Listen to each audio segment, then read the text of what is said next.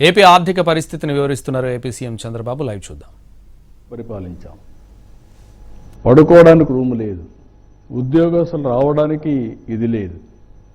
అప్పుడు అక్కడి నుంచి తెప్పించినప్పుడు ఇక్కడ చూస్తే శనివారం ఆదివారం 1 డే ఎక్కువ హాలిడే ఇచ్చారు.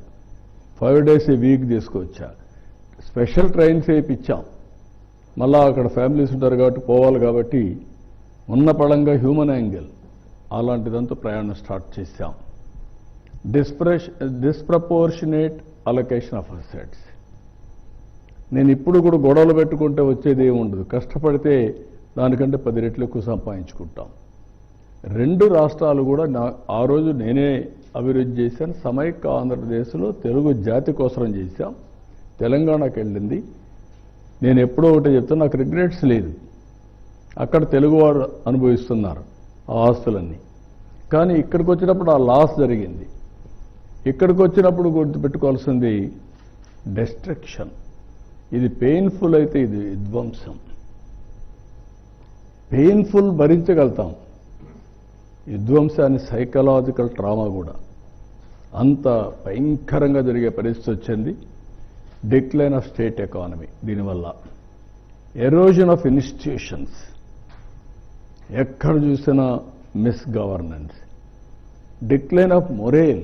ఆఫీసర్స్ కానీ పాలిటీషియన్స్ కానీ పబ్లిక్ కానీ భయపడిపోయి మొరేల్ లేకుండా ఏ పని చేయాలన్నా మేము చేయలేము అనే పరిస్థితికి వచ్చేసారు. Vandalism, deterioration of law and order. రోడ్డు మీదకు రావాలంటే భయం, వస్తే తిరిగిపోయే పరిస్థితి లేదు. ఎన్ని జరగాలో అన్ని జరిగాయి. పేపర్ల మీద, మీడియా మీద, అందరి మీద దాడులు. బ్రాండ్ ఆంధ్రప్రదేశ్ డ్యామేజ్ అయింది. ఒక వ్యక్తి డ్యామేజ్ అయితే పర్వాలేదు, కానీ బ్రాండ్ ఏపీ ఎవరైనా ఎక్కడన్నా పోతే మీది ఏ రాష్ట్రం అంటే ఆంధ్రప్రదేశ్ అంటే చిన్న చూపు చూసేవాళ్ళు. That is dangerous humiliation. మీ రాజధాని ఏదంటే 3 రాజధానులు అంటే నవ్వేవాళ్ళు. That is the brand we enjoyed. Andhra Pradesh ఇంకా మేము రామని ఇండస్ట్రీస్ పారిపోయిన రోజులు అవి. ఇక్కడికి వచ్చినప్పుడు historical mandate to NDA, revival, rebuilding start చేశాం.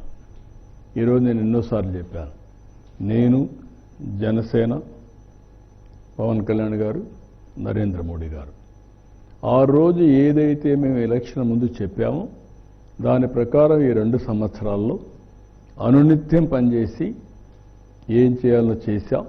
కొంతవరకు సెట్ చేయగలిగాం. Reviving brand Andhra. Once brand Andhra revive అయితే మిగిలినటన్నీ కూడా ఆటోమేటిక్గా ఫ్లో వస్తుంది. Number 2, fulfilling welfare commitments. ఆ రోజు చెప్పాం. ఆదాయం లేదని తెలుసు, నాకు డెప్త్కి లేదు. ఎంత లోపలికి పోతే అంత అఘాతం ఉంది. చాలా సమస్యలు ఉన్నాయి. ఊపిరి పీల్చుకోలేనటువంటి ఆర్థిక వ్యవస్థ అయినా కూడా ఫుల్ఫిల్ చేయాలి. ఫుల్ఫిల్ చేస్తున్నాం. ఒక మాటలో చెప్పాలంటే ఎవ్వరూ ఊహించని విధంగా మేము చెప్పినట్టన్నీ చేసుకుంటూ డేట్స్ పెట్టి ఆ డేట్ ప్రకారం అమలు చేస్తూ వస్తున్నాం. Then trust capital projects. నేను ఎప్పుడూ చెప్పాను, ఎప్పుడు కూడా ఆదాయం రావాలంటే అభివృద్ధి జరగాలి. అభివృద్ధి జరగాలంటే పెట్టుబడులు పెట్టాలి. క్యాపిటల్ మీద పెట్టుబడులు పెట్టాలి.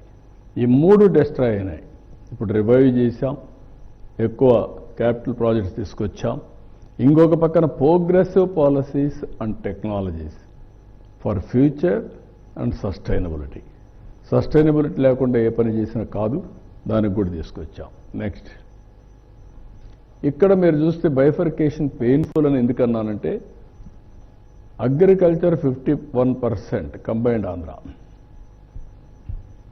25% industry, 24% service sector. No, agriculture 24, 25 industry, 51 agriculture. ఇది రివర్స్ అయ్యింది 2014-15 వచ్చే కొద్దిగా ఆఫ్టర్ బైఫర్కేషన్. అగ్రికల్చర్ ఆంధ్రప్రదేశ్ 31 అయింది. ఇప్పుడు 33.5, 34 వరకు వచ్చేసింది. ఇప్పుడు ఇంకొక పక్కన 25 అట్లే ఉంది. ఇక్కడ 51 నుంచి 7% తగ్గింది, 44 అయింది. దీనివల్ల ఆదాయం కూడా సర్వీస్ సెక్టర్లో ఎప్పుడూ అరౌండ్ 9 to 9.5% వస్తూ ఉంది. అదే అగ్రికల్చర్ సెక్టర్ అయితే 6% ఈ కాంబినేషన్లో వచ్చే పరిస్థితికి వచ్చింది రెవెన్యూ రియలైజేషన్.